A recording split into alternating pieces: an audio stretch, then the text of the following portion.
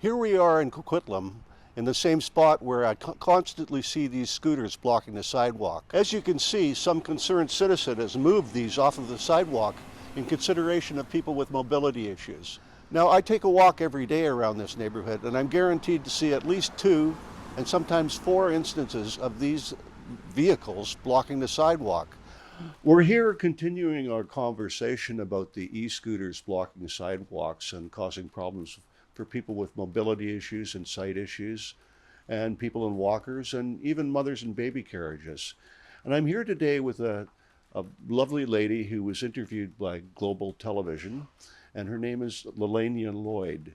And she has mobility issues, and we're going to ask her a few questions about what she thinks about the situation. So, Lelainia. Hi. Hi. It's great to talk with you today. Great to talk to you. What have your experiences been so far with this e-scooter issue on the sidewalks? So I moved into this neighborhood in January of this year, and I was really excited because I've moved into a fully accessible building and an accessible suite, which is wonderful. And I thought things were going great, and then I discovered that there were e-bikes and scooters that were being left all over the sidewalk in my neighborhood. Initially, the biggest part of the problem was that they were being left lying down in front of our building, like right at the entryway, which when you're a wheelchair user, those things lock when they're shut off, and they're super heavy. I don't know exactly how much they weigh, but they're impossible for somebody in a chair to pick up and move out of the way. And so we have a Facebook group for my building, and I mentioned it there and said, hey neighbors, can we please be careful about not leaving those lying there or blocking the entrance, because, we can't do anything about it if that's what we encounter coming home. And within a couple of days, the problem here was solved. My neighbors were great. And I sent a second message out saying, thank you so much for being conscientious about this. It's really made a difference. And, it's enhanced our ability to come and go freely. And I think it's important to catch people being good. But around the neighborhood, near the SkyTrain station, and sometimes just randomly on the street, I will see, them parked in places where they don't belong. There's designated parking by the SkyTrain that's marked off with just paint lines. It looks like a little parking space. And just around the corner from me here, there is a portable pad. It looks like a giant carpet, and that's another place where the scooter companies have made it a parking spot. In an area where they can't actually spray paint a parking area. So, there are places designated, but people are lazy, right? And they're not thinking when they're letting these things happen. And I know just after my interview with Global that people were talking about it on the Port Moody group, and I'm still on that because that's where I used to live. I've been in Tri-Cities for years now, but just different parts of it. And so there was a conversation going on there about, people flinging those things into the bushes, and also just on the border of Port Moody and Coquitlam, where the Port Moody sign is along the highway there is a whole strip where the scooters are left constantly. And so it becomes a battle between the two cities of who's responsible for that. And so that's another issue. Fortunately, I had a conversation with Matt, who's on City Council, and he said that, that's something that they're actively working on. So it's good to know that we have allies in City Council that are willing to step up and address some of these issues. I'm not against e-scooters or e-bikes, but I really wish that there were more enforcement of what they're allowed to do.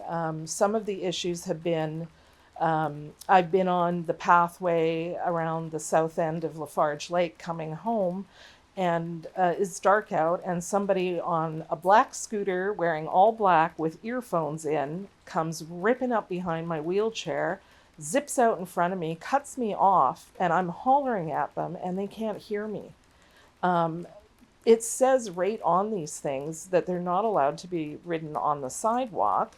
And they're also not allowed to double on them. And I have seen numerous people, including parents with small children with no helmets on, riding these things. And that path is used by a lot of different people. There's pedestrians, there's people walking dogs, there's people teaching their kids to ride their little bikes. I've seen kids rollerblading. And it's a curvy path, and there's a lot of trees, and so there's a lot of blind corners. And if somebody's ripping along there at a fair clip, and they come around the corner and encounter any of these things, or even senior citizens on foot, there's potential for a bad accident. I don't think that they belong on sidewalks, and there's nothing being done to sort of monitor or prevent that from happening. The other issue is that young teens, mid-range teens are renting them using their parents' credit cards.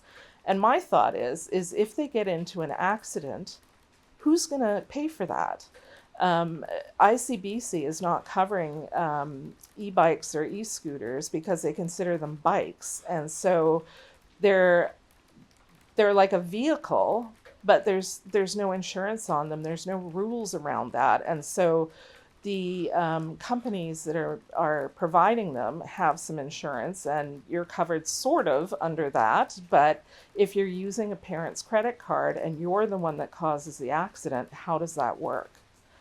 So there's I feel in some ways there's been very little thought given to, some of these issues. And I feel like we have to sort of, work with the city to try and create a better situation for everybody. Lots of people are looking to these as an affordable way to get around because gas is really expensive and they're accessible in the community. They're everywhere. And so they're readily available for somebody that needs a quick ride somewhere. So I can understand people wanting to use them, and I have no issue with that. I just think that the way that they're being used is somewhat dangerous for everybody else. There was also some footage shot in the Global piece that was done that wasn't used on television. And while we were filming down by the SkyTrain station, 5 older teens pulled up on these scooters, and they were trying to lay tracks down on the sidewalk by, stopping them suddenly. And then they eventually took them up into the entrance of the SkyTrain station and were doing donuts in the station. And I wish that they had used that footage because it gives you a good idea of the kinds of things that people are doing with them that are not what they're meant for. So, whether there's a way to limit the age of people using them, I feel like if you don't have a driver's license, perhaps you shouldn't be riding or renting them. Because at least then the basic rules of the road and they belong on the road. You can ride them in the bike lanes. I've seen people doing that, but, every single day you see people doing things with them that you're not supposed to be doing. I'm just wondering, I know how that makes me feel. I'm just wondering how that makes you feel. Well, I have to say that when I had done the initial interview with the paper, that Matt, the city councilman, reached out to me and he said, I'd like to sit down with you and have a conversation. And good to his word, he showed up to my home last Friday and we sat and we talked for at least an hour and a half, maybe 2 hours, about the situation. And he is in agreement with me that, there needs to be more monitoring and more thoughtfulness to how these are affecting our city. He has said to me that he has been trying to sound the alarm on this for some time. And I said, I'm willing to partner with you to make this something that we work on together, because I feel it's important when citizens come to you and they say, hey, there's a problem in our city, you not only need to sit down with them and find out what exactly they're talking about and, what their perspective is and why, but also, what you can do about it. And I mean, in that conversation, um, multiple times they said to me, you know, we appreciate this feedback because we're not wheelchair users, we don't have disabilities, we don't know what it's like to live your life and have these experiences. And I appreciated the humility and the curiosity that they were able to, express. And also, when I say something personally, when there's a problem, I don't come just to complain. I come with solutions. I'm very solution based about my advocacy, and I feel like we're in a good place about it now that we've had this conversation. They've even asked me to come back on board for the Universal Accessibility Committee, which is the city committee that advises mayor and council on matters of accessibility and inclusion. I served on that committee several years ago for a couple of years, and then I moved out of Coquitlam, which was the reason why I didn't remain. And it actually, when we had our ribbon cutting, one of the people that had been chairing at that time came up and said, please come back on that committee. So, I think that they recognize that I've come to them with something that's valid, and that experience really colors my enjoyment of my everyday life. But it's not just for me. When I'm talking about these things with the city, it's about everybody. My neighbors that are disabled, that are using mobility aids, the seniors that are in the neighborhood that are, walking the paths where these things are flying by every day. So, I want it better for all of us. It's not just for me. I completely agree, and they should be certainly speed limited by geolocation, which of course doesn't apply to private scooters. But Vancouver City just initiated their e-scooter program, and this problem with dockless systems worldwide has been a real problem. And there are numerous videos on YouTube about it. But Vancouver did something novel. They said, no, if we're going to have this system, it has to be docked. In other words, the scooter has to be returned to the place of origin. So I'm just wondering if you want to comment on that. Yeah, so I've learned a few things about the actual scooters and how they operate. One of the things is that on every single scooter, um, they have like the handlebar like this, and right in the center, there's a QR code that you can scan. It brings up a website where it asks you, do you want to report something? You hit yes, and then it gives you options about what you're reporting. And one of the options is bad parking. And so when you hit that, it tells the company that there's a problem. They figure out who the person was to last use it, and they get a warning. If it continues to happen, they're actually banned from renting. They also have the ability to control the speed at which the rental ones travel. They have a GPS, and so they can create areas where you might travel that it slows down to a certain speed without you being able to control that. So that if you are on a path with other pedestrians, for example, that you wouldn't be able to just rip through that path, and be at risk of running people over. Additionally, those mats are out there, so they're trying to put those in more areas, and they can see with the GPS where people have left them. Um, Apparently, if they badly park them, they will come out and move them. I don't know how often that happens, because I've seen just on Lougheed Highway, near where the SkyTrain, the Coquitlam Central SkyTrain station is, on one of the pedestrian crossing areas on the island, somebody had left 3 of them the other day, and I was like, you've got to be kidding me. Like, right across the street is where the parking area is, and they can't be bothered, and they're leaving them on this tiny island so that people can trip over them trying to cross the street. So, you know, you can drive anywhere in this neighborhood and see them where they don't belong. Yeah. With respect to reporting using the QR code, I talked to one lady in a walker, and I was telling her about that, and her immediate response was, "I wouldn't know how to do that." And from my perspective, a lot of people with mobility issues or sight issues aren't savvy like you are. So I'm just wondering if you think that's an effective solution, or what role would the city play in alleviating that um, condition and providing remedy? Yeah, they don't advertise very well that you can report the scooters. I actually didn't know that until I talked to Global. But now I've been reporting them constantly. But you're right, older people may not be comfortable with the technology or know how to use it. And so for them, it's going to be really hard for them to make those reports, and they're going to be stuck in the meantime.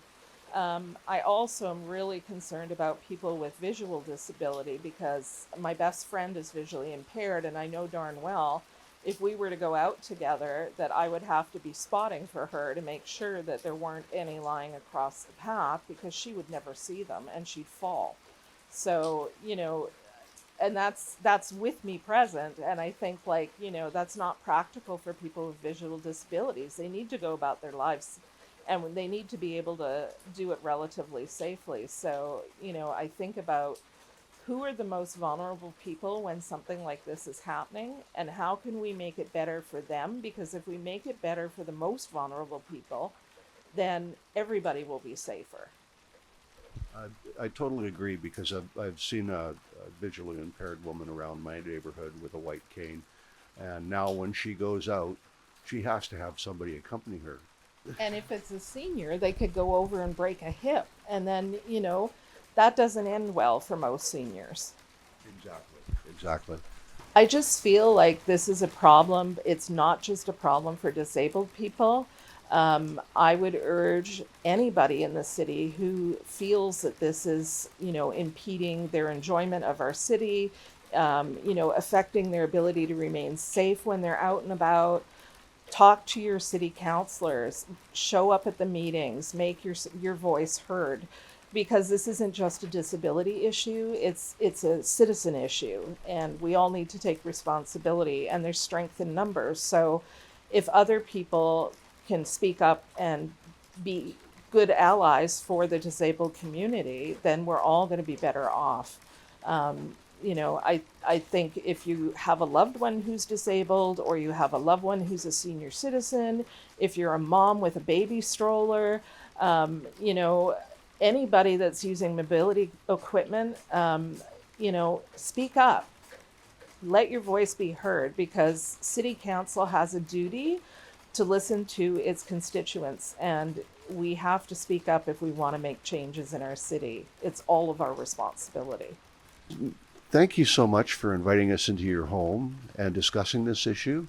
I really appreciate it. It's my pleasure, and I hope that we get some movement on this soon. Indeed. Movement is the main thing. Thank you very much. Thank you. This is Dave Noga reporting for Tri-Cities Community Television, and hopefully we find a solution to this problem.